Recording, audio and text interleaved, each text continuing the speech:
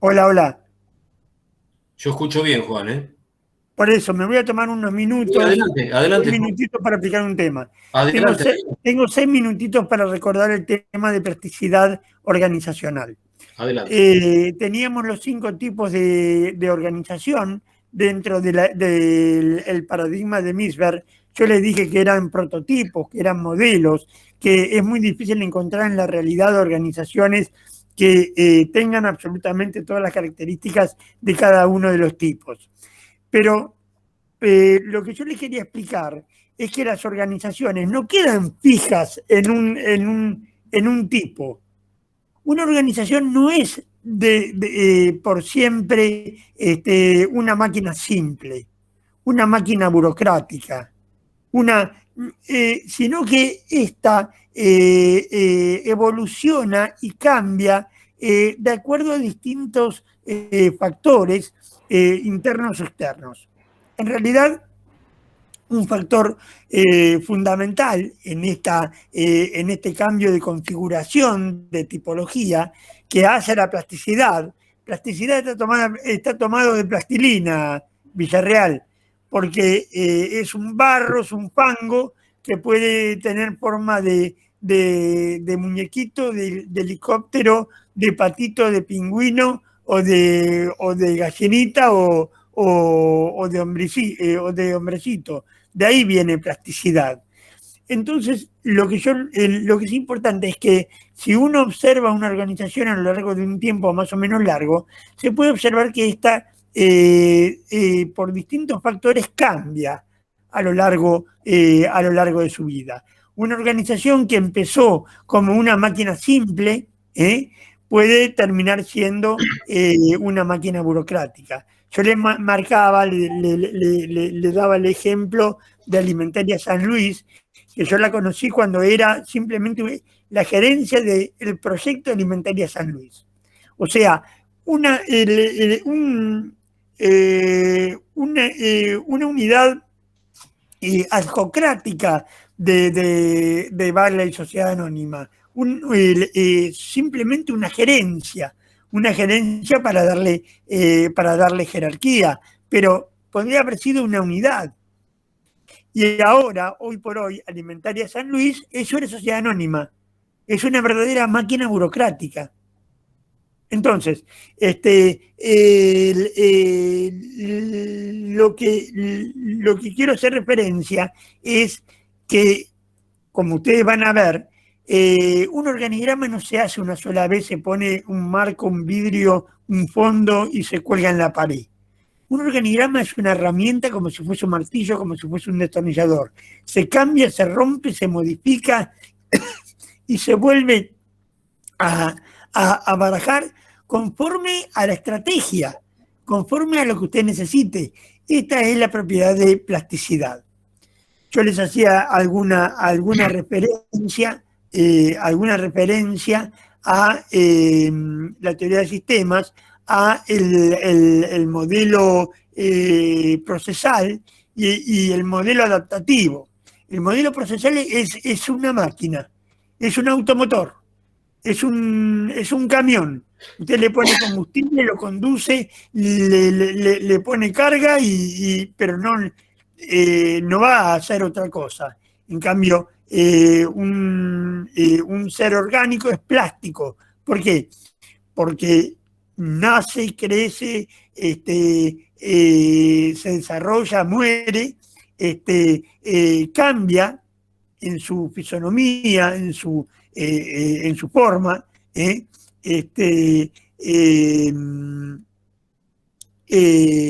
y bueno, y esto hace que se adapte a las distintas circunstancias. Fíjese usted, justamente la inteligencia permite esta adaptación. Ahora es interesante que dentro de la organización, cada uno de los 5 componentes que tiene la morfología de Misberg, la morfología organizacional, el isólogo de Misberg, tiran, eh, empujan, vectorizan para llevar a toda la organización a su centro. Es decir, el API estratégico a la máquina simple, la tecnoestructura a la máquina burocrática, la unidad de apoyo a la forma geocrática, la gerencia intermedia a la forma divisionalizada, un gerente para ser supergerente trata de darle importancia a su producto, a su especialidad, y obviamente el trabajador hacia la profesionalización, hacia la base hacia la base operativa. Pero lo que usted tiene que pensar es que esto es constante, no tiene tiempos determinados, no tiene momentos determinados. Por eso decimos que es plástica, que es cambiante. Ese es el concepto nada más. Ese es el concepto al cual me referí el día sábado. ¿Está ahora más o menos Villarreal? Sí, sí, profe, muchas gracias. Por favor. Bueno, Logercio. Bueno, chicos, vamos a ir comenzando. Lo primero que quiero decirles es una noticia de tipo personal, que un poco a lo mejor la pueden haber notado de lo que conversábamos al principio con Juan. Tanto yo como mi familia estamos cursando COVID, lamentablemente nos hemos contagiado, hemos experimentado síntomas, me he hecho los estudios y bueno, tengo la enfermedad. El síntoma principal es que tengo fiebre, estoy tratando obviamente de tomar la medicación correspondiente, de esperar que pasen los días y que no se agrave el cuadro de salud. Comprenderán que no estoy en la plenitud absoluta para la clase de hoy, pero obviamente la idea era con Juan, lo hemos estado hablando, que podamos participar, por lo menos dar un lineamiento de lo que buscábamos hoy en el encuentro. Él me va a acompañar y le agradezco enormemente que esté conmigo durante la hora y media de hoy. Pero bueno, les quería avisar esto para que me tenga paciencia en ese sentido, ¿sí? El objetivo de la clase de hoy viene a ser una suerte de complemento de lo que estuvieron hablando o desarrollando con Juan el día sábado. En realidad, el tema que nos convoca es estructuras, y estructura es un tema muy vasto, muy largo. Entonces yo hablaba con Juan días atrás, antes de saber de que tenía la enfermedad, de que en un día miércoles iba a ser muy difícil que yo lo pudiera abarcar en su totalidad. Me iba a exceder mucho del horario. Entonces, lo que quedamos es que iba a dar un anticipo de estos temas, iba a adelantar algunos contenidos el día sábado y yo los iba a complementar en el día de hoy. Entonces, yo acá lo que les voy a pedir a ustedes, porque no sé exactamente qué es lo que Juan pudo haber llegado a dar por razones de tiempo o no, porque sé que tenía el tema comunicación también para desarrollar el sábado. Entonces, yo les voy a ir preguntando a ustedes, en la medida que recorramos el material, si tal o cual tema lo vieron con Juan el sábado. Si lo vieron con Juan el sábado, no vamos a ser reiterativos. Sí, yo por razones de salud no me voy a explayar nuevamente, salvo que tengan alguna duda, en ese caso, ahí sí lo conversamos. La idea es ver hoy lo que no hayan visto con Juan para complementar el tema de estructuras.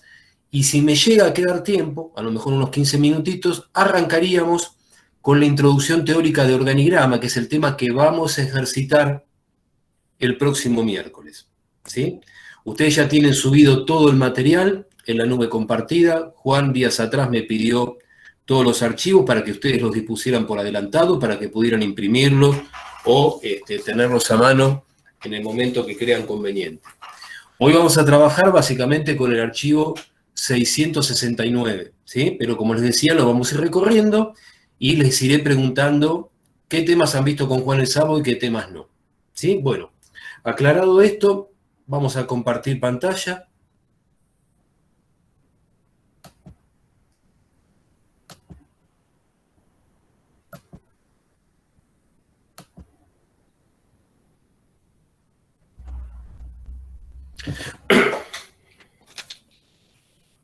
Bueno, pueden ver bien la pantalla, ¿no? Sí, profe. Sí, profe, se ve. Bien. Todo esto que Juan comenzó el sábado y que profundizaré yo hoy, corresponde a la unidad 4 del programa, la unidad precisamente de estructuras, en la cual el primer tema que se plantea en esa unidad es describir cuáles son las operaciones básicas de una empresa. Esto no es nada difícil de entender. En realidad, cuando nosotros pensamos en las operaciones básicas, básicamente destacamos 5. Compras, pagos, fabricación, ventas y cobranzas. Bueno, ¿de qué se trata cada una? Lo digo muy brevemente. Las compras representan un conjunto de actividades que hace la empresa para poder comprar, adquirir justamente lo que necesita, insumos, materiales, mobiliario, instalaciones, maquinarias, etc. De la operación de compra se desprende la de pagos. ¿Por qué? Porque todas esas adquisiciones que realiza la organización se tienen que pagar y eso conlleva también un procedimiento, ¿sí? Después, la operación de fabricación es propia de las empresas que se dedican al proceso productivo. Es decir, esta operación de fabricación no va a estar en todas las empresas. Aquellas que no fabrican no tendrán en cuenta la fabricación. La fabricación justamente implica un proceso de transformación de lo que son las materias primas e insumos en productos finales, ¿sí? Mediante la aplicación de una determinada tecnología. Después tenemos las ventas, donde se hace mención a las actividades principales que tienen que ver con el giro del negocio, cómo la organización va a colocar sus productos o servicios en el mercado, ¿sí? La operación se puede llamar venta, se puede llamar servicios, de acuerdo a la actividad a la cual se dedique la organización. De esta última operación de ventas o servicios se desprende la de cobranzas. ¿Por qué? Porque también hay que realizar una serie de tareas necesarias para percibir de los clientes los importes por las operaciones de venta realizadas, ¿sí? Bueno, esto era muy elemental, a modo introductorio. Ahora vamos a empezar despacito a meternos en el concepto de estructuras. Ya Juan les ha dado un lineamiento el sábado, pero vamos a destacar algunas cosas. Lo que no tienen que perder de vista es que el concepto de estructura se deriva de la segunda etapa del proceso administrativo, que es la función de organización, ¿sí? ¿Se acuerdan? En las primeras clases yo les hacía mención a un proceso administrativo de planeamiento, organización, dirección y control. Bueno, acá nos abocamos al segundo proceso, que es el de organización, ¿sí? Recordemos que esa función de organizar representa concretamente algunas actividades específicas, que ahí la tienen a la vista. Dividir las labores a realizar entre los puestos de trabajo, asignar tareas y responsabilidades entre los distintos puestos, ¿sí? Y establecer relaciones entre individuos, grupos y departamentos. Bueno, ahí Diego me está diciendo que esto ya lo vieron. Perfecto, bueno, vamos a seguir entonces. Tengamos en cuenta y no olvidemos el concepto de estructura, que es justamente la disposición formal de los puestos de trabajo dentro de una organización, ¿sí? La distinción entre estructura formal e informal, ¿la vieron con el profesor Juan?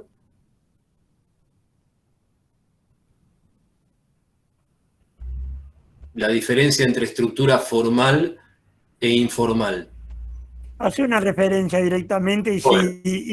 si lo ubican los chicos, nosotros cuando hablamos de funcionamiento de la organización, hablamos que había 2 capas, una formal y una informal. Bien. También hicimos referencia a las escuelas ingenieriles, mecanicistas, formal, y a las informales, pero hace una referencia y cosa que lo anclen en forma definitiva, por favor. Perfecto. Bárbaro, Juan. Es sencillo la distinción entre estructura formal e informal, porque cuando hablamos de estructura formal, digamos que es aquella que está oficialmente reconocida por la organización. De alguna manera podríamos decir que la estructura formal representa el esqueleto, ¿sí? El esqueleto de la empresa, donde a través de ese esqueleto, a través de esa estructura formal, nosotros podemos advertir cuáles son los puestos jerárquicos, podemos advertir también las relaciones funcionales. Por el contrario, si pensamos en la estructura informal, digamos que la misma es básicamente compleja, es indefinida. ¿Y cómo se compone la estructura informal? Por relaciones humanas, interpersonales, que surgen de los vínculos amistosos de tipo extralaboral que se forman en un grupo de trabajo. Si muchos de ustedes trabajan, sobre todo en relación de dependencia, podrán entender esto que les digo. Obviamente trabajan tal vez en alguna oficina, en alguna dependencia, donde tienen un jefe, un superior inmediato, y tienen que compartir actividades con los compañeros. Y ahí se forman vínculos. A veces se forman vínculos favorables o positivos, y otras veces puede haber situaciones de conflicto. No llevarse bien con un compañero, o inclusive tener una relación de tirantez con el jefe también. Entonces, digamos que, para que ustedes entiendan bien esto, la estructura informal lo que hace es deformar, valga el juego de palabras, deformar de manera favorable o desfavorable la estructura formal, ¿sí? Entonces, habiendo hecho esta distinción entre estructura formal e informal, debo decirles que la primera, la estructura formal, es la que puede representarse gráficamente, que es lo que vamos a ver más de lleno el miércoles que viene. Se puede representar gráficamente mediante lo que se conoce con el nombre de organigrama, ¿sí? Dicho esto, debo agregar a continuación que cuando se encara las decisiones que tienen que ver con la estructura, ¿sí? Esto implica llevar a cabo un proceso de diseño organizacional, que comprende básicamente 6 elementos, que son los que tienen a la vista, ¿sí? Especialización laboral, departamentalización, cadena de mando, tramo de control, centralización y descentralización y formalización, ¿sí? Yo, por eso les digo, voy a hacer un breve paneo de cada uno de estos temas. Si ustedes lo vieron con Juan en detalle, me lo aclaran, ¿sí? Estoy atento a los oídos o a lo que pongan en el chat para no ser demasiado reiterativo. Pero me interesa hacer un comentario rápido de estos 6 elementos que comprenden el diseño de la estructura. El primero tiene que ver con la especialización. La especialización básicamente es poder dividir las actividades laborales en tareas específicas. O sea, en otras palabras, en vez de ejecutar una actividad completa, que haya empleados que estén capacitados en una parte de la misma, sin necesidad de que sepan la totalidad de la actividad. Con que sepan una parte de esa tarea y la sepan hacer bien, ahí se dice que ese trabajador está especializado. Tenemos la posibilidad de concebir 2 tipos de especialización, horizontal o vertical. Cuando hablamos de especialización horizontal, digamos que ahí ponemos de manifiesto las funciones que se desarrollan dentro de la organización. O sea que la especialización horizontal implica una división de trabajo por especialidades. De modo tal de que aquel trabajador que se concentra en saber bien una tarea o muy pocas tareas y por el hecho de repetirlas en forma continuada, se transforma en una suerte de experto y es capaz de realizar esa partecita de la tarea de manera eficaz y eficiente. Ahí les cito un ejemplo, ¿sí? Imagínense que una empresa le encomienda a otra empresa el desarrollo de una página web. El desarrollo de una página web para una organización puede ser tarea de varias partes o de varios individuos, ¿sí? Puede haber un ejecutivo comercial que se encarga de hacer el contacto con el cliente, puede haber un desarrollador que se encarga de la creación de la página web de acuerdo a lo que está pretendiendo el cliente, puede haber un redactor que se encarga de armar esos contenidos de la página web, tiene que haber también un revisor que se encarga de controlar, de supervisar que todos los procesos estén correctos, etc. Es decir, para una sola tarea en general, una sola actividad, existen especialistas para tareas específicas. Por su parte, la especialización vertical, ahí se hace mención a que cada trabajador también hace un pequeño número de tareas, pero ¿qué pasa? No tiene tanto control sobre la forma en que se administran esas tareas, ¿sí? O sea que en la especialización vertical hay menos profesionalización que en la especialización horizontal. Ahí también menciono un ejemplo.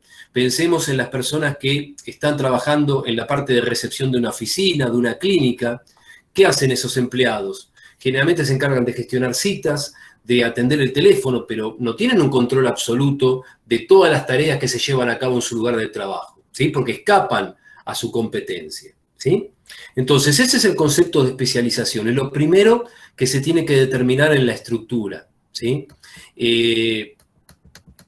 Muchas empresas hoy en día ponen el acento en el concepto de especialización porque entienden de que los empleados de esta manera se transforman en más eficientes.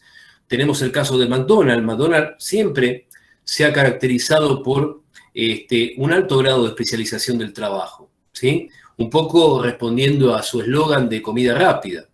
Pero cuidado también, chicos, tenemos que pensar de que la especialización a veces trae facetas negativas, como puede ser que no se concrete la productividad esperada, que puede haber situaciones de aburrimiento, de fatiga, de estrés en los empleados, mayor grado de ausentismo. Es decir, nada es perfecto. Es decir, siempre hay que tratar de monitorear cada decisión estructural que se tome, ver en qué medida va respondiendo a los objetivos. Vamos a ver el concepto de departamentalización. A ver, acá sí les pido, porque es un poquito largo. ¿Vieron con Juan qué es departamentalización? Los tipos de departamentalización, las ventajas de cada uno, desventajas, ¿eso lo vieron?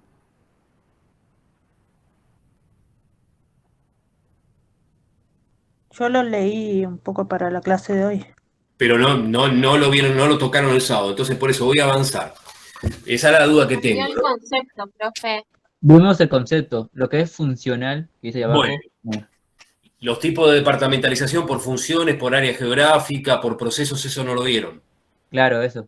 Bien, perfecto. Bueno, recordemos entonces... Claro, nosotros lo vimos de otra manera, lo vimos desde el punto de vista de los neoclásicos, claro, de la especialización, de cuánto y cómo especializar, haciendo referencia a la funcional, a por proceso, bien, geográfica, por cliente, unidad estratégica de negocio y mixta.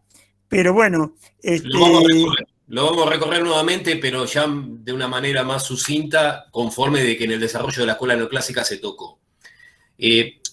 No olvidemos el concepto de departamentalización. ¿Qué es departamentalización? Es la forma bajo la cual se van a agrupar actividades en una determinada área de trabajo, ¿sí? No hay que confundir agrupación de actividades con agrupación de toma de decisiones, porque lo que es delegación de toma de decisiones se va a denominar descentralización. Acá hablamos de departamentalización, ¿sí? Entonces, vamos a ver los tipos de departamentalización, vamos a intentar recordarlos, ¿sí? Tenemos la departamentalización más característica, que es la funcional, en donde, ¿qué se hace acá? Se agrupan las actividades donde se va a poner el acento en las funciones que se lleva a cabo la organización, ¿sí? Porque esta es la departamentalización, chicos, que es más característica que existe en las organizaciones. ¿Qué se tiene en cuenta para departamentalizar por funciones? Las operaciones básicas que les comentaba al principio, ¿sí? Y después se hace una profundización hacia los niveles inferiores. Obviamente que cada tipo de departamentalización tiene ventajas y desventajas.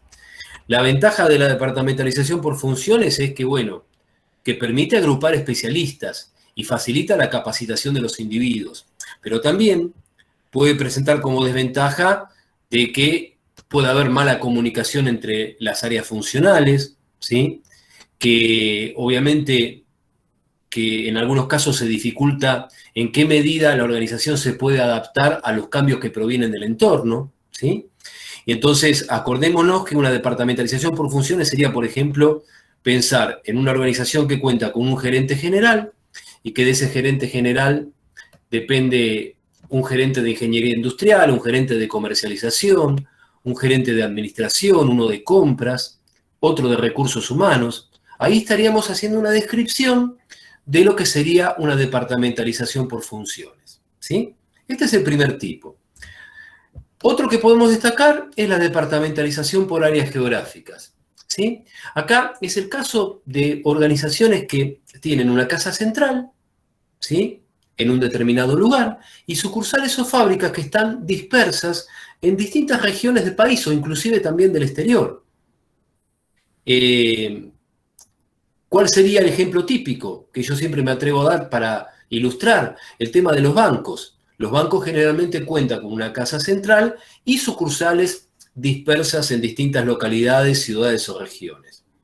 ¿Qué ventaja tiene la departamentalización por áreas geográficas? Bueno, que se puede hacer un manejo más eficiente y eficaz de los problemas que tienen los clientes de cada región. Siempre es bueno que haya un ejecutivo local que esté concentrado, que pueda entender mejor las problemáticas propias de los clientes de cada región.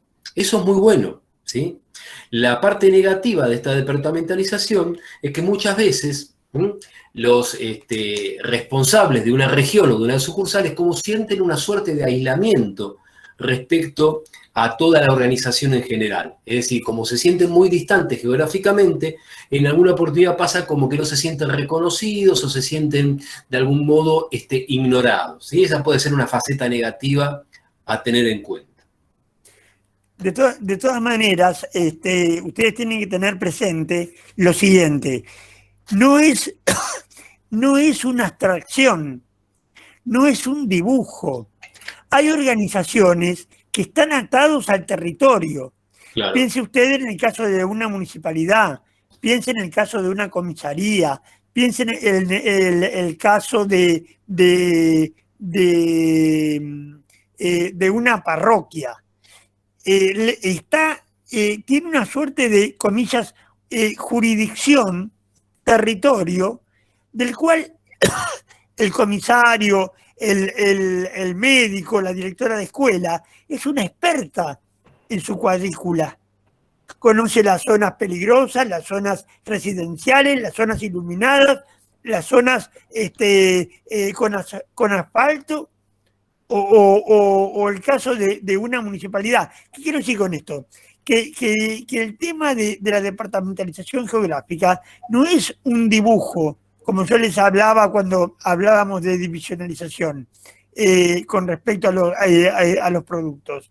Es la manera de interpretar la estrategia y llevarla a una estructura.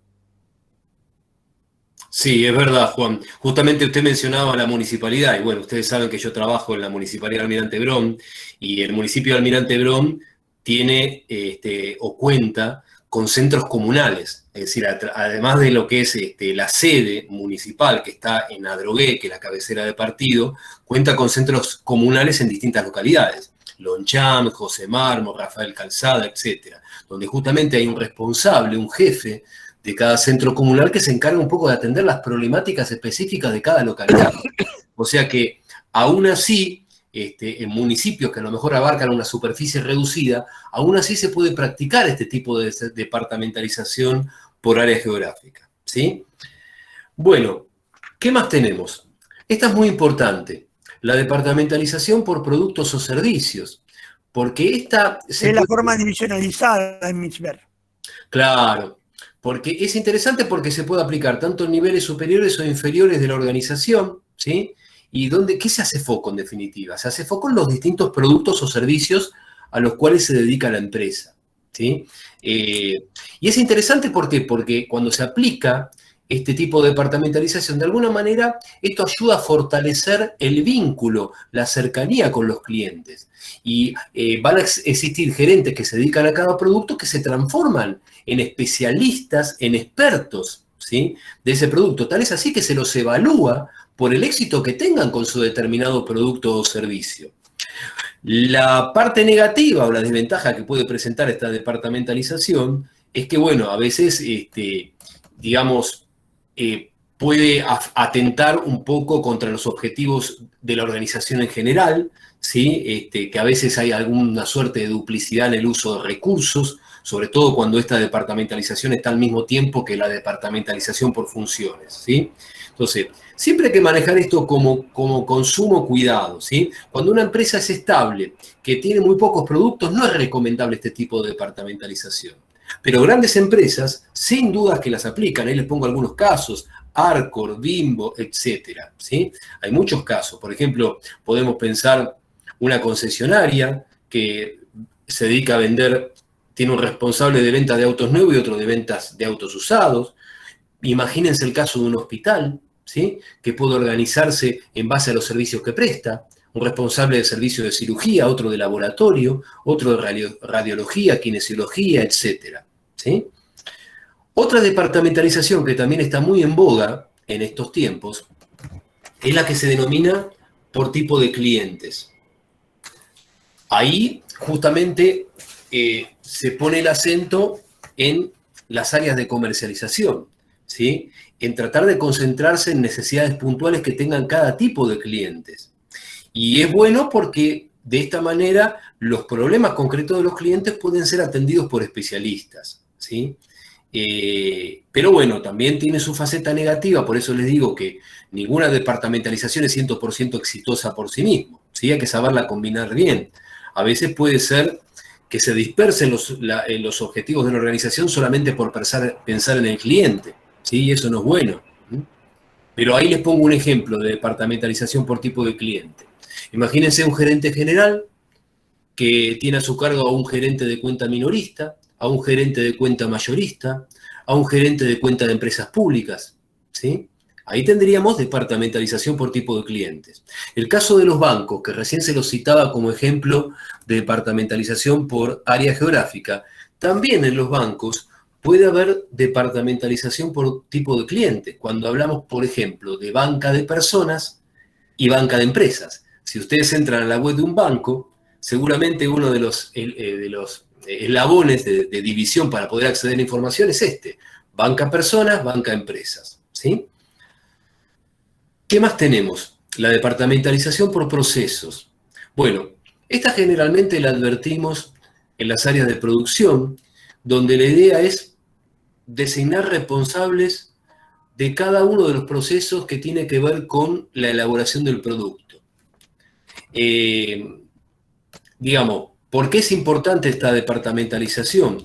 Porque de alguna manera puede ayudar a un mejor aprovechamiento de la tecnología productiva que dispone la empresa, ¿sí? Pero digamos que si la tecnología no se mantiene estable, si la tecnología de la organización sufre cambios constantes, a lo mejor no es tan recomendable aplicar este tipo de departamentalización. Ahí tienen también un ejemplo. Imagínense una empresa que fabrica heladeras, podría organizar su área de producción asignando gerentes que se encarguen de cada etapa de la elaboración de una heladera. Por ejemplo, podría haber un gerente de estampado, un gerente de soldado, un gerente de pintado, un gerente de armado, ¿sí? O sea, teniendo en cuenta cada etapa del proceso de elaboración de una heladera, se puede asignar un responsable y entonces estaríamos viendo este tipo de departamentalización. Fíjense ustedes que en la departamentalización por proceso estamos unificando, juntando máquinas, herramientas y habilidades homogéneas. Ustedes piensen en un gran taller donde tenemos carpintería, donde tenemos herrería, donde tenemos fundición. Cada taller, el carpintero, el herrero, el fundidor, tiene sus procedimientos, sus herramientas, sus habilidades, que son más cercanas. Entonces, aquí estamos hablando de procesos. Esta es una característica que se contrapone a funciones. En funciones tenemos distintas tareas. En una gerencia de administración, por ejemplo, puede haber imputadores, liquidadores, registradores, analistas de cuenta. En cambio, en una fábrica de heladeras, tenemos estampadores, pintores, ensambladores, terminadores.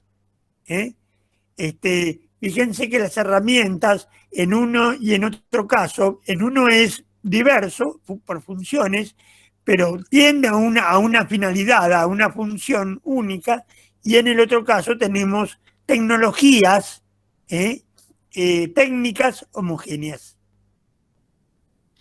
Bueno, después, ¿qué más podemos señalar? ¿Qué otro tipo nos queda por ver? La departamentalización por proyectos. Esta en realidad la podemos notar mucho en organizaciones grandes, ¿sí? Cuando vemos una organización de gran dimensión que fabrica una variedad de productos y que generalmente para esos productos necesita disponer de una gran masa de recursos, ¿sí? Ahí podemos llegar a encontrar la departamentalización por proyectos. Por ejemplo, es muy típica de astilleros, los astilleros que fabrican barcos, muy típico para obras de ingeniería, es muy típica también de la industria aeronáutica, ¿sí? Y bueno... Ustedes tienen que pensar que estamos en la administración contingente forma operativa, donde tenemos las distintas obras, donde tenemos la construcción de un barrio, la construcción de una planta, la construcción de una pista, y donde cada obrador constituye una suerte de organización. Este es por proyecto. Ahora bien, es muy interesante abordar el tema de matricial versus proyecto, Logercio. Claro. Sí, ahora después vamos a ver las configuraciones más modernas, digamos, de diseños estructurales, vamos a llegar a eso. Hago esta intervención porque muchas veces, como yo no seguí el 669, que es estudio fundamental para resolver el cuestionario y para el parcial, trato de juntar lo que expliqué y la manera que expliqué. Por eso intervengo. No, le agradezco, Juan, al contrario, me ayuda mucho porque de alguna manera complementamos los dos para los que chicos tengan un abanico completo de todos los temas y justamente lo que usted mencionaba, que el cuestionario que está armado un poco está apoyado en este archivo 669, así que está bueno que lo vayamos recorriendo, un poco complementando, como decía, lo que usted ya anticipó el sábado. Este tema de la departamentalización por proyecto, ahora, como bien señalaba Juan, lo vamos a complementar cuando veamos la estructura matricial. Pero también quería que ustedes relacionen los temas y que esto de departamentalización por proyectos tiene que ver con la técnica de programación de proyectos que vieron conmigo, ¿se acuerdan esa clase de día sábado, cuando Juan tenía problemas con internet, ¿sí?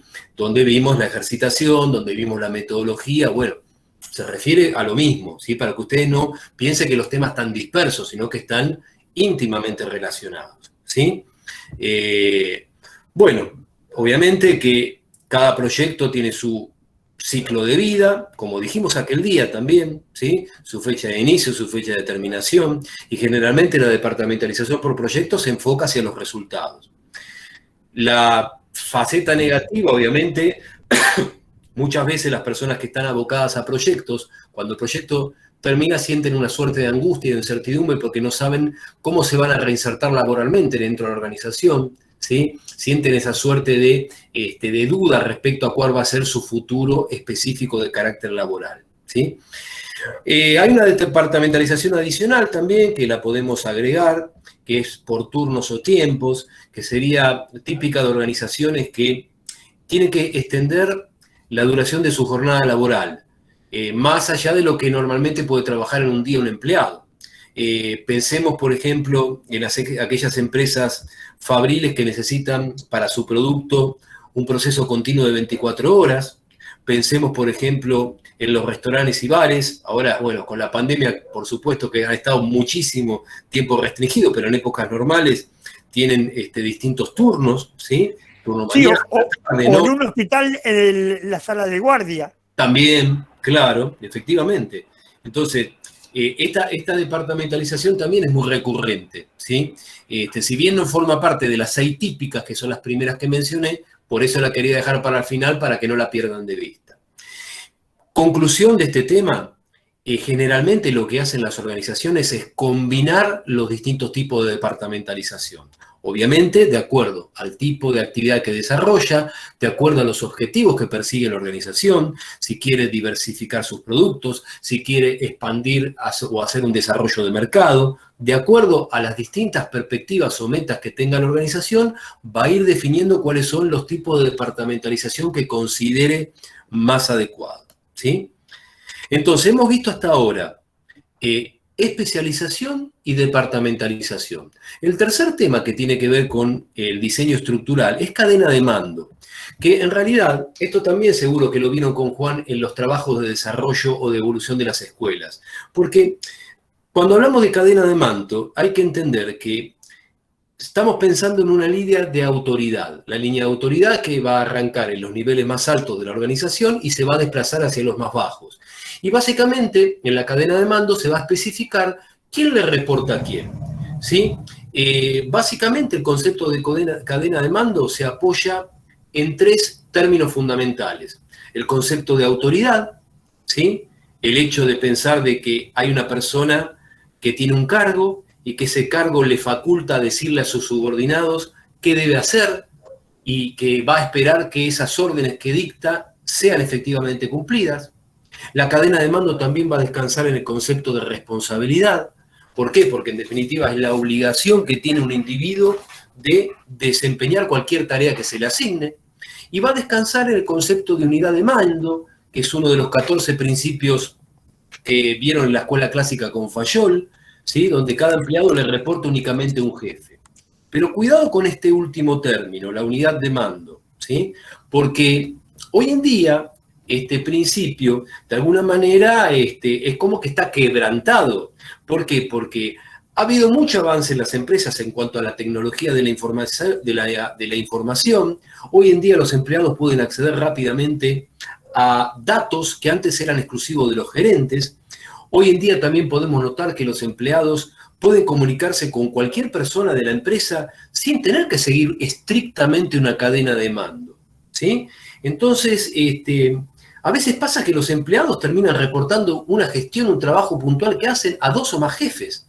Entonces, en ese caso, el principio de unidad de mando quedaría quebrantado, ¿sí? Hoy tenemos que pensar en el principio de unidad de mando como un marco de referencia, pero no tiene por qué ser de cumplimiento estricto, ¿sí?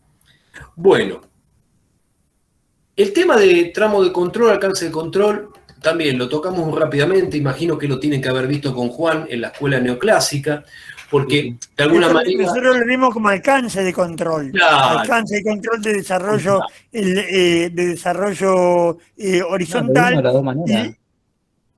Sí, está bien, pero por las dudas lo referimos, Diego. Lo vimos en la dimensión horizontal con el ortodoxismo de lo neoclásico del número de dependientes y el desarrollo vertical con economía de niveles, de tal manera que llegamos a las pirámides equilátera, achatada y alargada. Lo que es importante también que tienen que tener en cuenta el concepto básico, ¿no? Cuando se habla de alcance o tramo de control es pensar qué cantidad de empleados un gerente puede manejar en forma eficaz y eficiente, ¿sí? Esta es la clave. Y sobre todo tener en cuenta cuáles son los factores que determinan que la cantidad de empleados que un gerente puede manejar. ¿De qué va a depender esto? Va a depender primero de la habilidad o capacidad que tenga el gerente. Va a depender también de la preparación o capacitación que tengan los empleados. Va a depender de las características del trabajo a realizar. Va a depender de la proximidad física que tenga el gerente con los empleados. Va a depender también del sistema de información que está utilizando la organización. Va a depender también del grado de cultura organizacional. Es decir, hay muchos factores que van a determinar cuál tiene que ser el adecuado alcance de control que se tenga que manifestar en distintos niveles de la organización, ¿sí? Hoy en día, generalmente se piensa en tramos de control más grandes, en tanto y en cuanto, ¿sí? Los empleados estén debidamente capacitados y conozcan bien y comprendan las tareas que tienen que realizar. Si eso se concreta, Es ideal, ¿por qué? Porque los gerentes tienen mucha más liberada su carga de trabajo, pueden acelerar su proceso de toma de decisiones, ¿sí? Y en definitiva le están otorgando poder a los empleados, ¿sí? Lo que se llama empowerment, darle poder al empleado para que decida. Precisamente hablando de decisiones, esto también me imagino que lo vieron con Juan, los conceptos de centralización y descentralización. Lo tocamos muy sucintamente. Acordémonos los conceptos, ¿sí? Cuando se habla de centralización, se piensa, bueno, a ver, ¿en qué medida las decisiones se toman en los niveles más altos de la organización? Si se toman en los niveles más altos de la organización, estamos haciendo referencia a la centralización. La descentralización es lo contrario, es decir, ¿en qué grado las decisiones, ¿sí?, se toman por parte de los empleados? Es decir, se toman las decisiones en los niveles inferiores de la organización, ¿sí? Cuidado con esto, es importante que tengan en cuenta que los dos conceptos no se excluyen entre sí, porque nunca podemos decir que una organización es totalmente centralizada, como tampoco nunca podemos decir que una organización lo es absolutamente descentralizada. La tendencia histórica, ¿cuál era? Que las decisiones sean centralizadas, pero hoy en la actualidad la influencia del ambiente ha hecho que muchos gerentes consideren que las decisiones las tengan que tomar aquellos que están más cerca de los problemas, ¿sí? Empleados que están más cerca de los problemas, que tienen la posibilidad de escuchar más detenidamente a los clientes, independientemente de su nivel jerárquico, ¿sí? Entonces, Y nosotros aquí en este punto hacíamos mucha referencia a las funciones. Por ejemplo, hablábamos de la lógica que tiene la centralización de la recaudación y del manejo financiero y de tesorería, como así también la centralización en la investigación y desarrollo. bien, perfecto. Eso, Claro. eso es importante a la hora de pensar en estructuras y en dibujar y en estudiar y en interpretar organigramas, ¿no es cierto? Perfecto. Bueno, entonces lo último que nos queda de estos 6 elementos que hacíamos mención es hablar un poquito de formalización, ¿sí? Porque la formalización hace referencia a determinar en qué medida están estandarizados los puestos de trabajo en la organización, en qué medida la conducta de los empleados está determinada o está reglada por determinadas normas y procedimientos, ¿sí? Pensemos que en organizaciones que son muy formales, obviamente existen reglas, existen pautas, existen conductas que los empleados tienen que respetar y tienen poca libertad para decidir por su cuenta, sino que están muy atados a tener que respetar esas pautas, ¿no? Es decir, tener que, a través de lo que está escrito, poder decidir qué tienen que hacer, cuándo lo deben hacer y cómo deben hacerlo, ¿sí?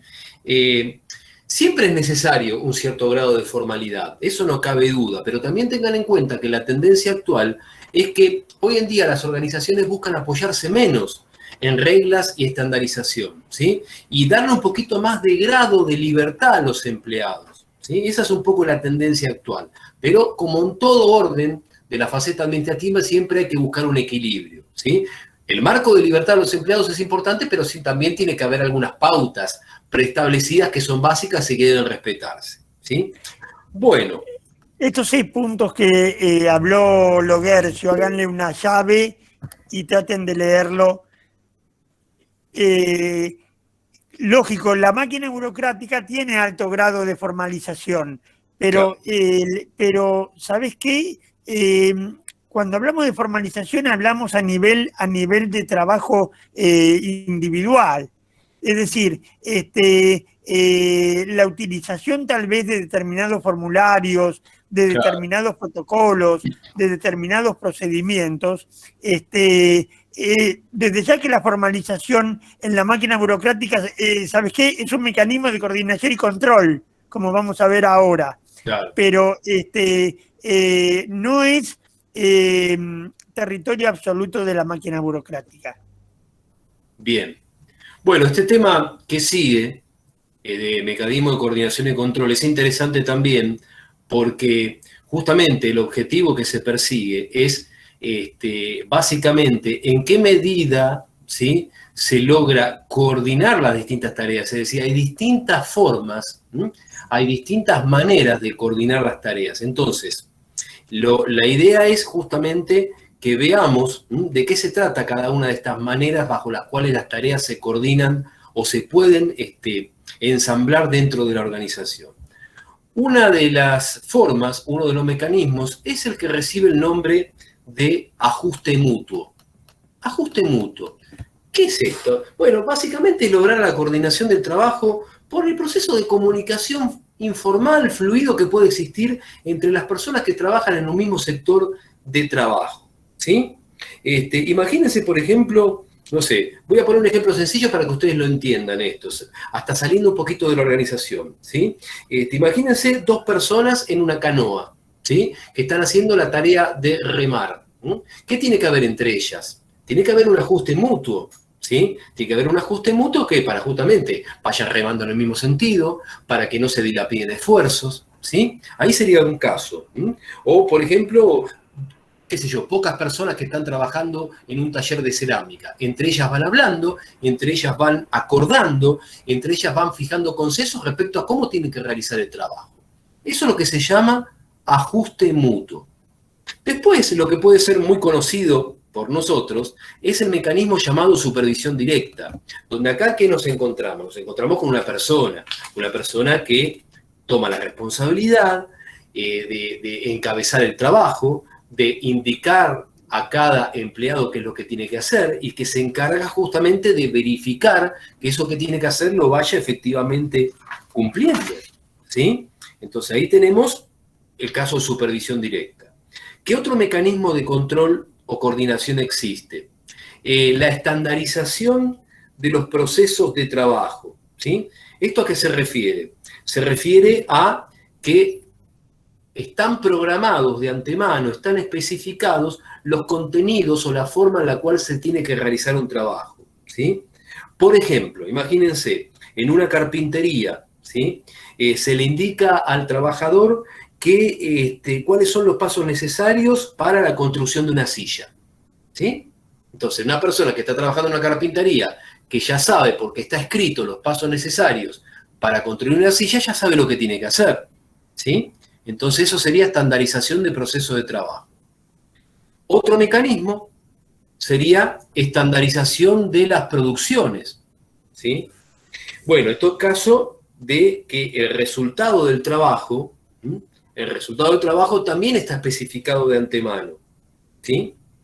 Por ejemplo, imagínense, si una organización se dedica a fabricar tazas, ¿sí?, todas las tazas de un mismo modelo se tienen que fabricar de la misma manera, porque está escrito y está regulado cuál es el modo en que tienen que fabricarse, ¿sí? Entonces, eso sería estandarización de los productos. Y el último mecanismo de coordinación y de control es el que tiene que ver con destreza y conocimiento, ¿sí? O sea, cuando está determinado, cuando está especificado el tipo de capacitación que una persona tiene que tener para realizar una tarea. ¿Cómo sería este caso? Les pongo también un ejemplo, siempre intento ilustrar para que lo entiendan, ¿sí? Imagínense, en un estudio contable, se contrata un contador. ¿Para qué? Para que confeccione balances. ¿Por qué se lo contrata un contador? Porque ya se entiende que por el estudio que tiene, esta persona sabe que exactamente qué es lo que tiene que hacer, ¿sí? Entonces ya tiene la capacitación de antemano por el estudio universitario que ha encarado, que ha realizado, ¿sí? Entonces, nosotros esto lo vimos cuando vimos el paradigma de Misberg para cada modelo. Ustedes recordarán que para la máquina simple hablamos de autoridad, que sería una suerte de supervisión directa. Para la máquina burocrática hablamos de estandarización de procesos, para la forma divisionalizada de estandarización de productos o negocios, para la burocracia profesional, estandarización de destrezas, y para la contingente, el ajuste mutuo. Este es un tema puntual de la guía de trabajo práctico que tienen que resolver para esto. Sí. Háganse otra llave con otro color o del otro lado, todos estos ajustes, y lo van a tener que abordar en forma sumamente práctica, con un comentario. Hace referencia a un salón de belleza muy pequeño, con muy pocas tareas. Entonces, en ese caso, les adelanto, utilicen el ajuste mutuo. Utilicen el ajuste mutuo. La tentación mía fue la de usar supervisión directa, porque si la dueña del salón de belleza había hecho una inversión de 250.000 pesos, me parecía que era la que tenía el derecho de asignar las tareas al otro personal. Pero bueno, está pensado como una forma de ajuste mutuo. Tomen nota de esto a la hora de resolver el cuestionario, ténganlo en cuenta. Bien, entonces acuérdense, importante, estos 5 mecanismos, no lo olviden: ajuste mutuo, supervisión directa, estandarización de procesos, estandarización de productos y estandarización de destrezas y conocimientos, ¿sí? Bueno, el material de la cátedra también contiene algo que me imagino que esto ya con Juan lo vieron. Si usted me dice, Juan, todo el tema de núcleo operativo... Todo esto pienso que lo vimos bien, ¿no es cierto? Si tienen alguna duda, lo repasamos, pero si no es así, seguimos avanzando. Hagamos así. Bueno, vamos entonces a avanzar y nos vamos a meter, que tal vez esto puede ser que no lo hayan visto, vamos a avanzar rápidamente el material, al concepto de estructura mecanicista y orgánica. También esto lo comentamos. Perfecto, buenísimo. Yo lo que creo es que son temas que para mí lo vimos y lo desarrollamos, pero léanlo y si genera alguna duda o alguna cuestión, les aclaramos. Tenemos la clase del sábado conmigo. Sí, acá, bueno, esto es un tema en lo que viene, que es interesante, que son algunos factores contingentes que de alguna manera inciden o influyen en la decisión que se toma respecto a la estructura que se busca para la organización. Una de las vinculaciones que se plantea es la relación que existe entre estrategia y estructura, ¿sí? Entonces, pensemos en esto.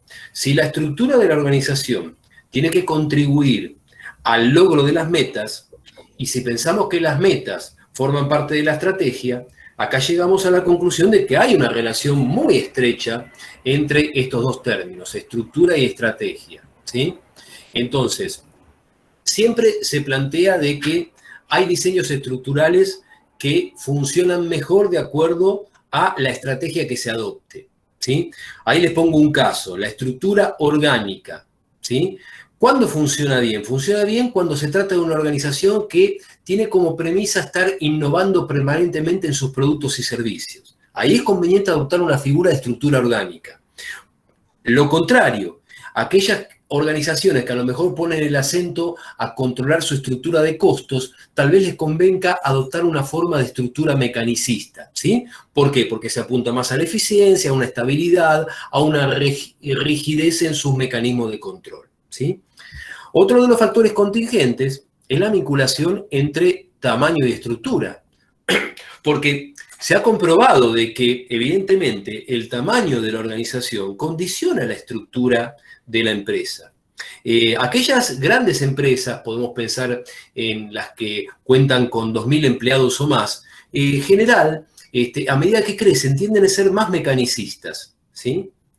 Y tal vez lo opuesto, si hablamos de empresas medianas, por caso una empresa a lo mejor de 300 empleados, que de entrada está funcionando como una estructura orgánica, en la medida que crece va a ir pasando de la estructura orgánica a la estructura mecanicista, ¿sí? O sea que siempre hay que ir evaluando en qué medida la organización crece para ver cómo hay que ir adecuando el modelo estructural que sea el más óptimo según el crecimiento de la empresa.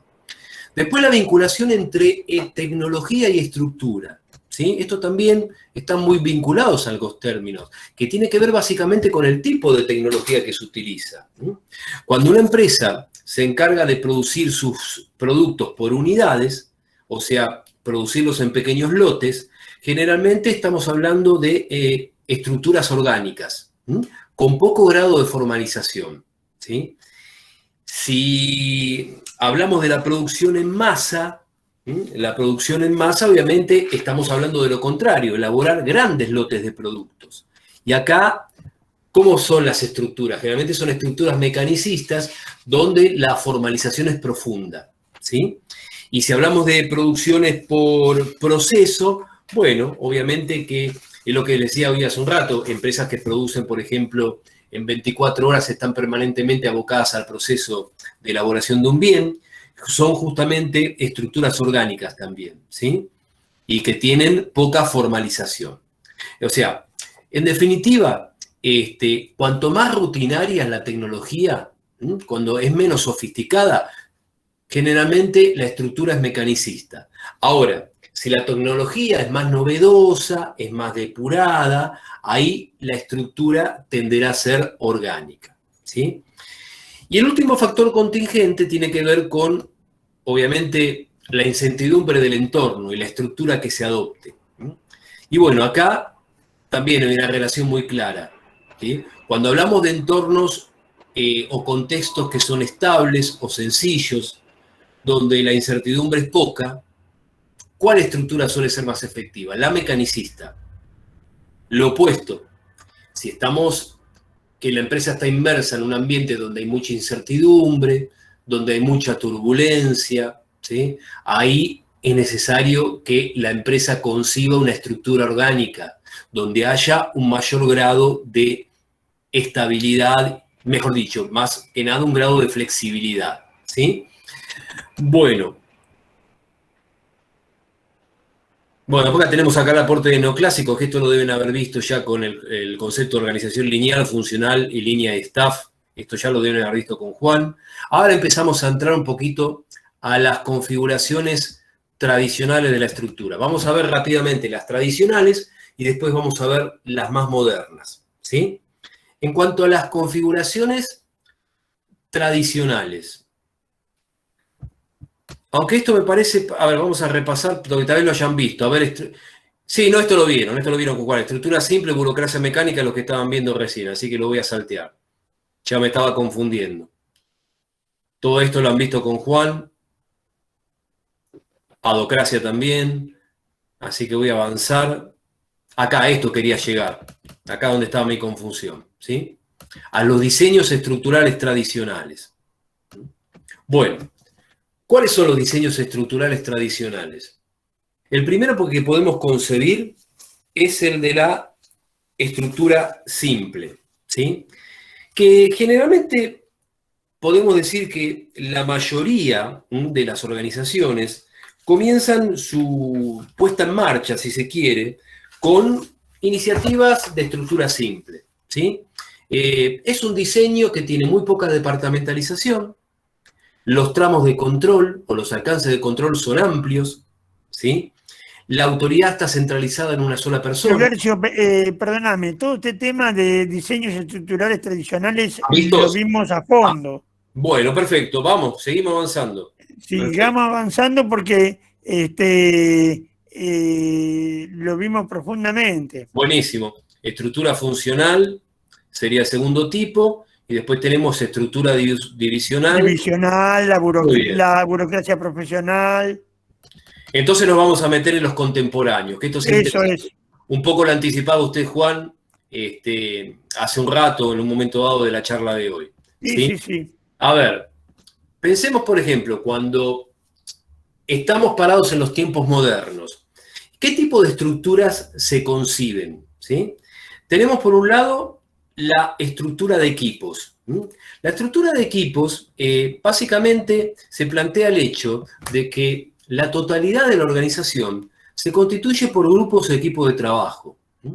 Para que esta estructura de equipo funcione de manera eficiente, es muy importante que se le otorgue poder a los empleados.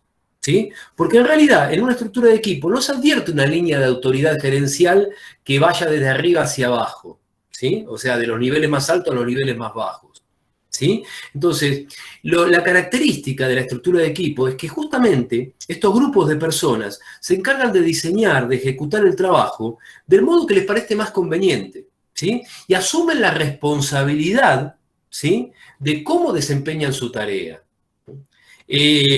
Destaquemos que en organizaciones grandes las estructuras de equipo suelen ser complementarias, es decir, se conjugan con estructuras funcionales, con estructuras divisionales, que es lo que vieron con Juan clases atrás, ¿sí?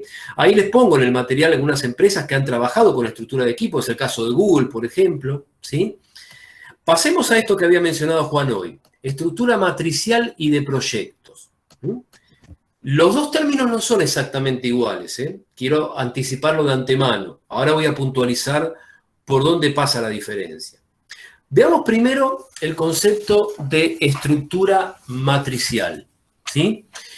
La estructura matricial es aquella que se encarga de asignar especialistas que provienen, ¿sí?, de distintos departamentos de la organización y se los destina a trabajar en uno o varios proyectos.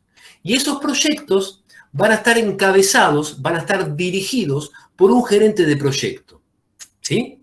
Entonces, a ver si se entiende la idea. Es como separar personas que están trabajando de la organización, o sea, sacar una persona de producción, sacar una persona de comercialización, sacar una persona de administración y asignarlos a un proyecto específico. Y que ese proyecto esté comandado por un gerente de proyecto. Una cuestión que quiero que tengan muy en cuenta en la estructura matricial es que acá se deja totalmente de lado la unidad de mando. ¿Sí? El principio que yo les mencionaba cuando hablábamos de la cadena. Acá se deja de lado, al contrario, lo que se plantea es una dualidad de mando. ¿Por qué? Porque en realidad los empleados están sujetos a dos gerentes, y estos dos gerentes son los que van a compartir la autoridad. Está el gerente del área funcional y está el gerente del proyecto, ¿sí? Diferenciemos bien la responsabilidad de cada gerente. El gerente de proyecto es el que tiene responsabilidad, autoridad, sobre las cuestiones que tienen que ver con la meta del proyecto. Cómo el proyecto se está desarrollando, cuáles son los recursos que se necesita para el proyecto, ¿sí? ¿Cuál es el grado de capacitación de las personas para que encaren ese proyecto exitosamente? ¿Sí? Entonces, esa es la responsabilidad del gerente del proyecto.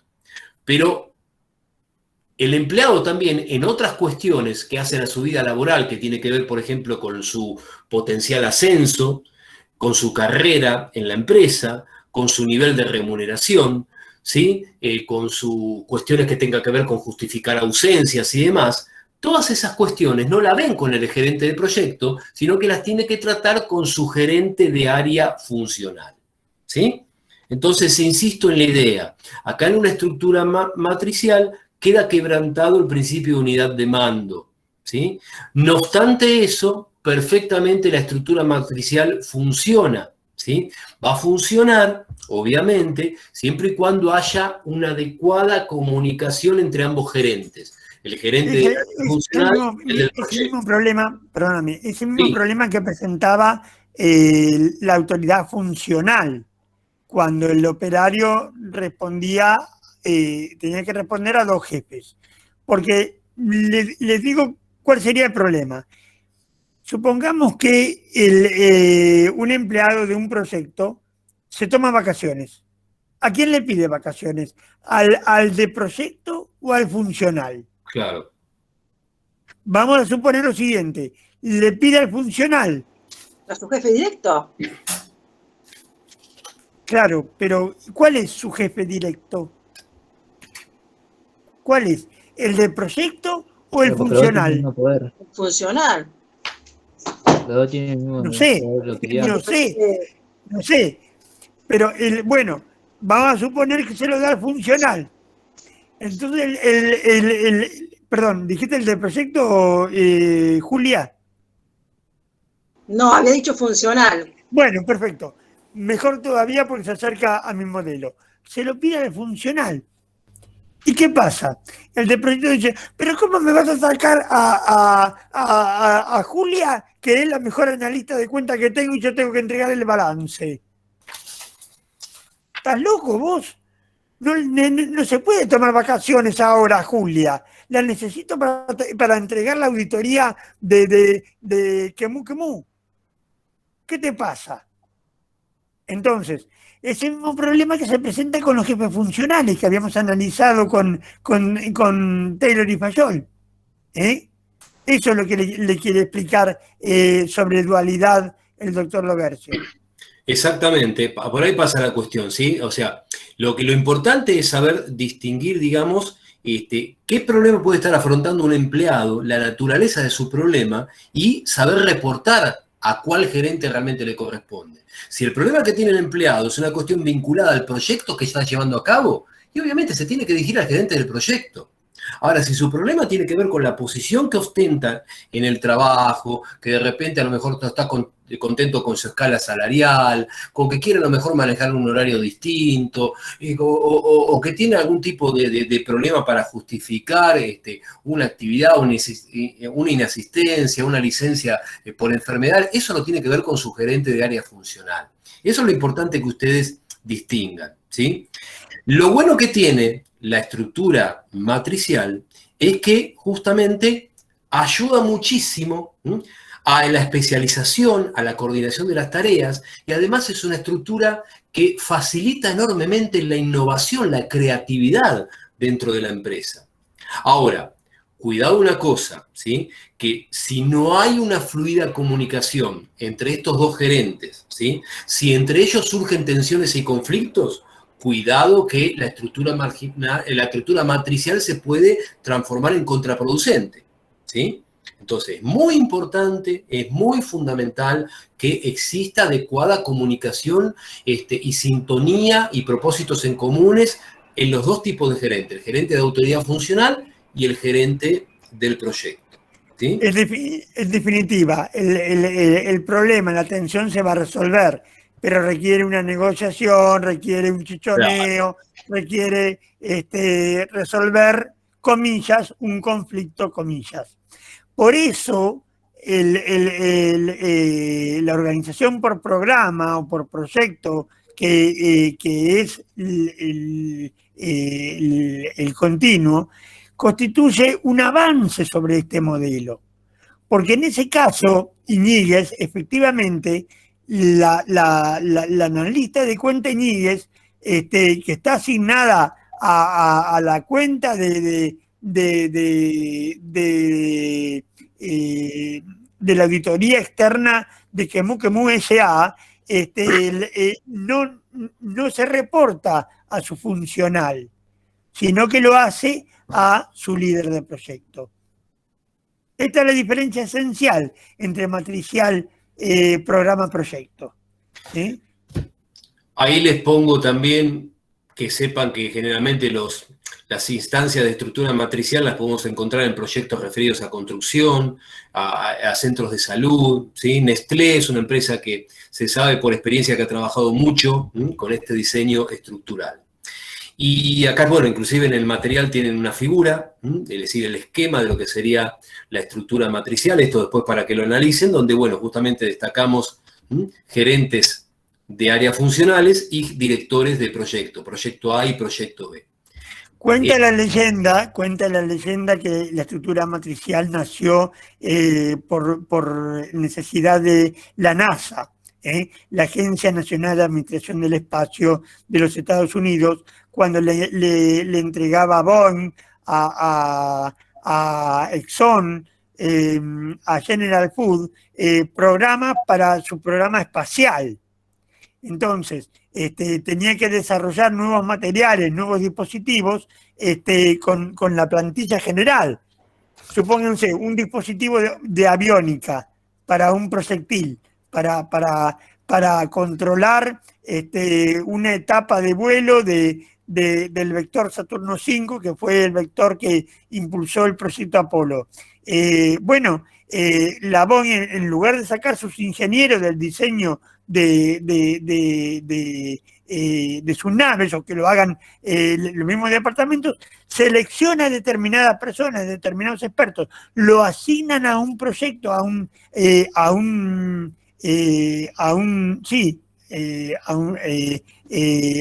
obra, a una licitación, a una contratación con la NASA, y cumplido la finalidad de la contratación, vuelve a su departamento. Esto es lo que cuenta la leyenda de los libros, ¿no?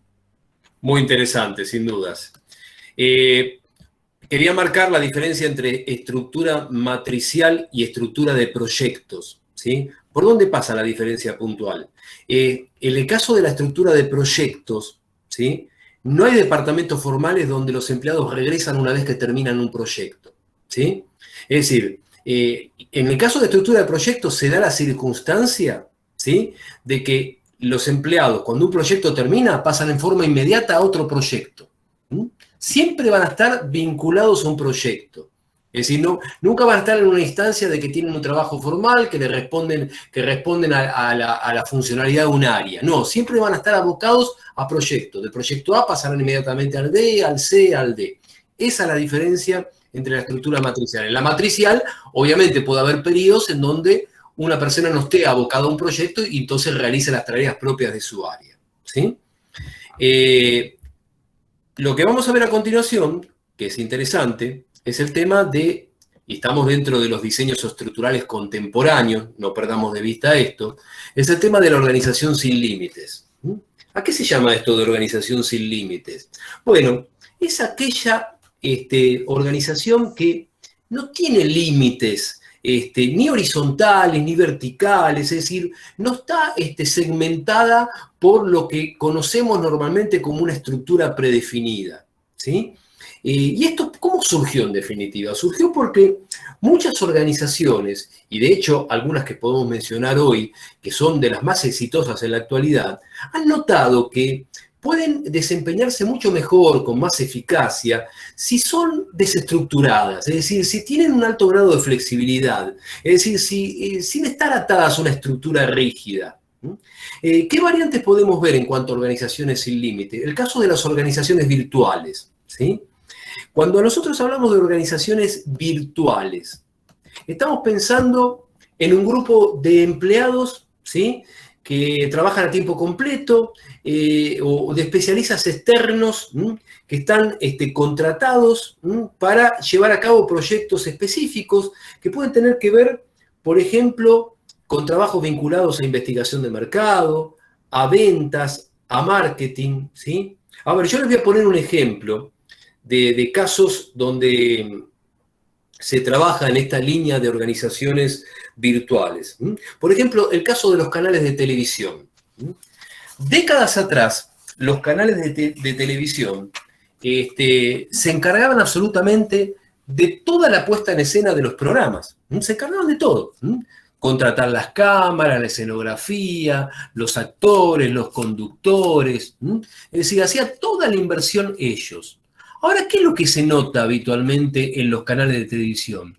Que muchos de los programas o los contenidos de lo que vemos por televisión son diseñados por productoras.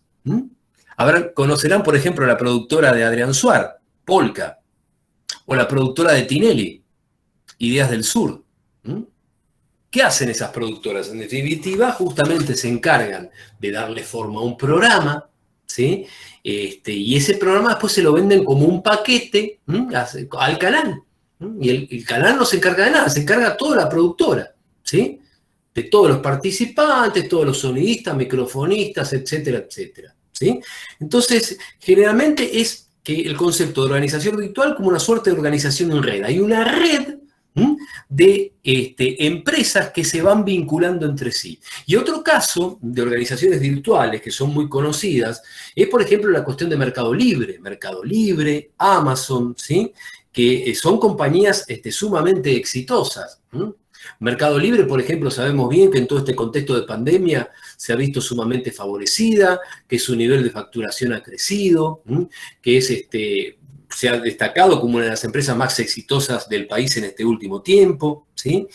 Y el mensaje que ustedes tienen que llevarse, en definitiva, es que las organizaciones virtuales lo que procuran como objetivo, como premisa, es crear toda una cultura virtual, ¿sí? Que se instale el concepto de virtualidad a la hora de la prestación de servicios y a la hora de ofrecer productos a sus clientes. Y tal vez esto se potenció con las aplicaciones. Piensen Claro. ustedes en Pedido Ya, piensen ustedes en Claro. Uber, piensen ustedes. Creo que analizamos brevemente el caso de los lubricentos de Pensoil, donde yo le decía que había una unidad virtual que coordinaba desde la fabricación de los aceites, la distribución, los lubricentros y la limpieza de los lubricentros. Todo en forma virtual. Pero creo que el caso de Pedido Ya, de Uber, de algunos seguros, las aplicaciones de los bancos, constituyen una forma de organización virtual.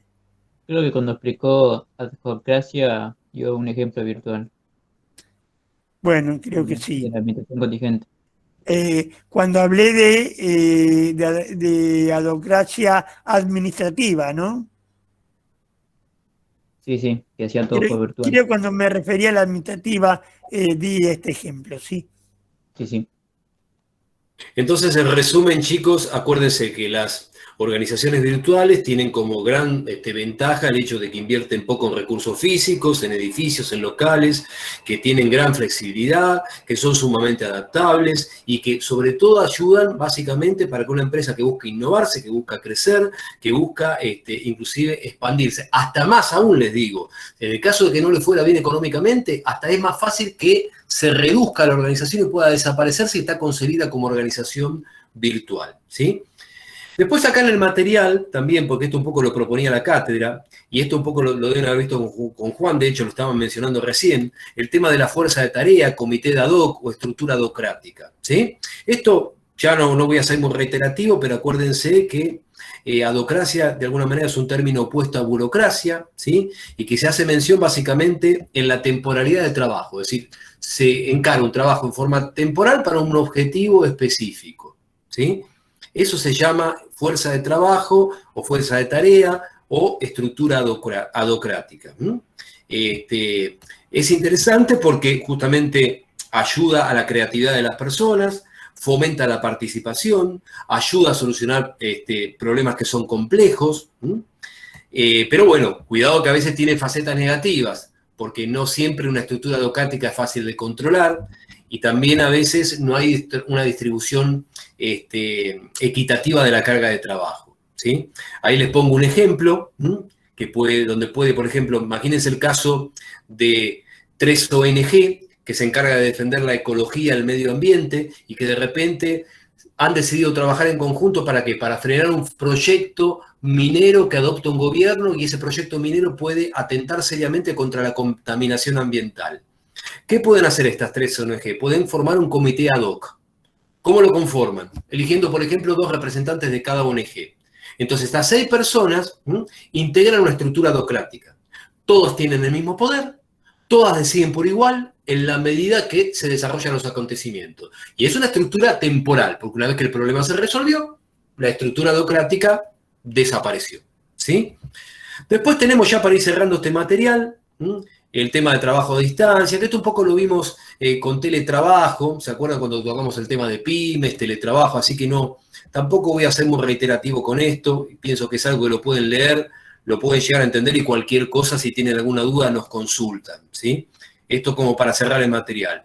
Si a usted le parece, Juan, en estos 10 minutitos que quedan, a mí me gustaría hacer la introducción teórica de organigrama, avanzar hasta la 21 en punto, hasta donde lleguemos, y después ya decirles, chicos, que el miércoles que viene, con lo que avanzamos hoy, más lo que complementamos la semana próxima, ya vamos a trabajar con ejercitación de organigrama. Ustedes ya tienen todo el material de organigrama, ya lo tienen debidamente numerado en la nube compartida, ¿sí? Así que bueno, lo pueden ir buscando, lo pueden ir viendo, pero por lo menos quería aprovechar estos minutitos para ir haciendo un anticipo. Esto ¿sí? es un adelanto por lo que me pidió Goni. Tenemos los archivos publicados en la nube. Mañana van a tener los listados actualizados creo que falta un par de archivos nada más incorporar para terminar, para que de esta manera tengan la totalidad de los archivos focalizados, nuevamente, focalizados al segundo parcial y al ejercicio apronte. Yo quería decir una cosa que es el tema de el archivo 669. Es fundamental tenerlo a la vista a la hora de hacer la guía de trabajos prácticos para estructuras que vence el lunes próximo. En el segundo parcial, los temas de estructuras van a aparecer en forma práctica. Es decir, estos son conceptos teóricos imprescindibles para que ustedes puedan desarrollar el tema de organigramas. Este tema que vimos hoy en el parcial se va a hacer con trabajo práctico, con ejercicio, que se va a desarrollar la clase próxima. Ustedes ya saben y ya hemos hablado que la parte de ejercicio, la parte de práctica, se estudia como se estudia matemática, haciendo ejercicios. Pero de todas maneras necesitan esta parte porque son los conceptos teóricos que ustedes tienen que aplicar a la parte práctica. Lo necesitan además para la guía de trabajos prácticos, que vence el lunes próximo. El lunes próximo tienen toda un ferrocarril de vencimientos de distintos temas. Yo tengo examen el 26, así que creo que no voy a poder estarlo corrigiendo la semana que viene en cuanto me complete con mi examen del 26. Me reía con mis compañeros de estudio porque decía, Chiribí a estudiar. Entonces le digo, yo a mis alumnos le digo así, y les decía, tienes una cucharada de tu propia medicina, y me reía de ustedes. Bueno, pero lo cierto es que el 26 tengo examen, así que la semana que viene me voy a poner a estudiar de lunes a viernes, así que no van a tener la inmediatez que tienen, que han tenido hasta ahora con las correcciones. Solamente les aviso. En cuanto me desocupe, lo proceso y enseguida les comunico. Bueno,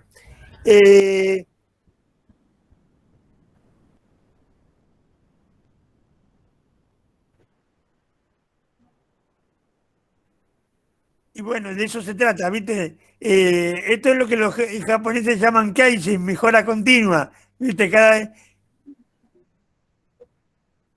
Bueno, mañana van a tener un listado, un prolijo listado de cuáles son los archivos que hay que focalizar para el segundo parcial. Logarcio, no te quedes hasta muy tarde, tenés solamente 8 minutos. Sí, cortito. Porque tenés el miércoles que viene para trabajar con esto, has trabajado mucho hoy. Bueno. Redondea esto y bueno, nosotros nos estamos viendo. Quedo a su disposición. Mañana te llamo, Marcelo. Bueno, que mejore. Gracias. Quédate. Bueno, cortito, chicos, nada más decirles que este material que tienen a la vista, acuérdense que está ya en la nube compartida. Y en cuanto a organigrama, también van a contar con una guía de ejercicios, que son 10 ejercicios que tengan para practicar, y además les facilité también la solución de 4 de esos 10 ejercicios. Es decir, que de 4 de esos 10 ejercicios ustedes van a tener la solución propuesta, para que puedan ir cotejando. Y siempre lo ideal es los ejercicios de organigrama, hacerlos por su cuenta y después comparar cómo lo hicieron con la solución. Y ahí se pueden dar cuenta si lo van entendiendo bien o si tienen alguna dificultad, algún inconveniente. Esa es la idea. Cortito les hago un paneo hasta las 9 en punto, no me voy a pasar, y desde ya les estoy agradeciendo la paciencia, porque hoy no estoy a pleno, así que bueno, hay que agradecerle a Juan el soporte que ha hecho en la clase de hoy. Simplemente les quiero contar de que, como un poco anticipamos hoy, el organigrama es un dibujo, ¿sí? Es un dibujo, es una representación gráfica de lo que es la estructura formal.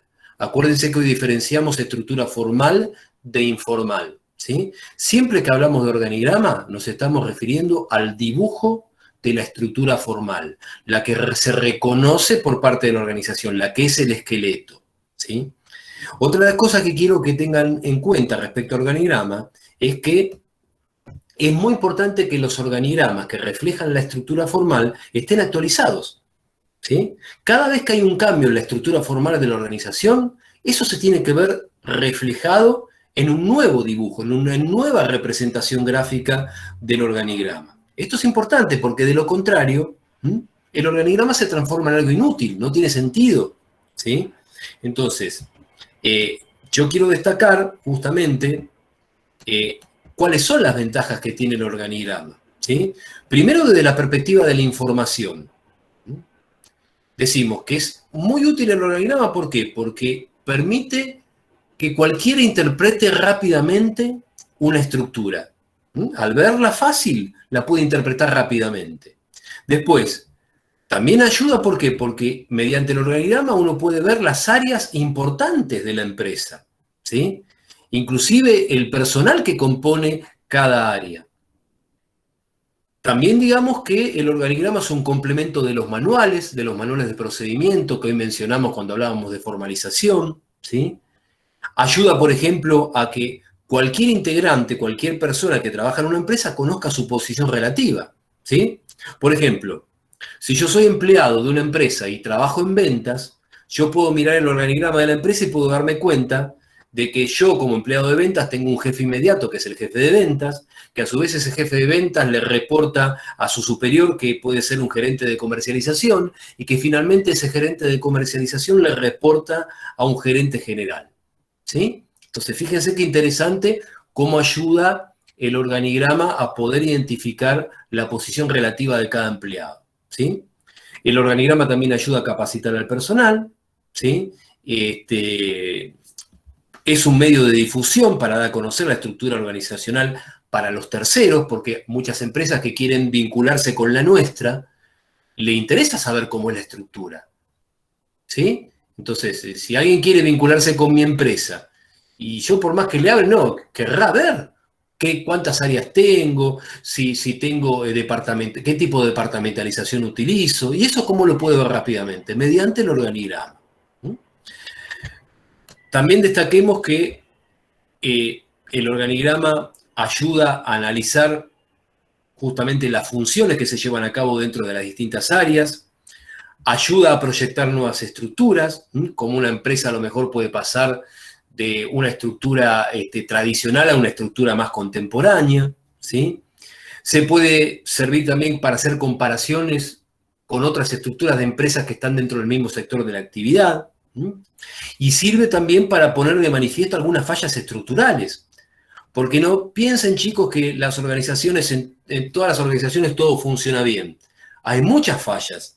A veces hay niveles jerárquicos inadecuadamente definidos, áreas de control excesivamente amplias, defectuosa subdivisión de tareas, controles internos incoherentes, etc.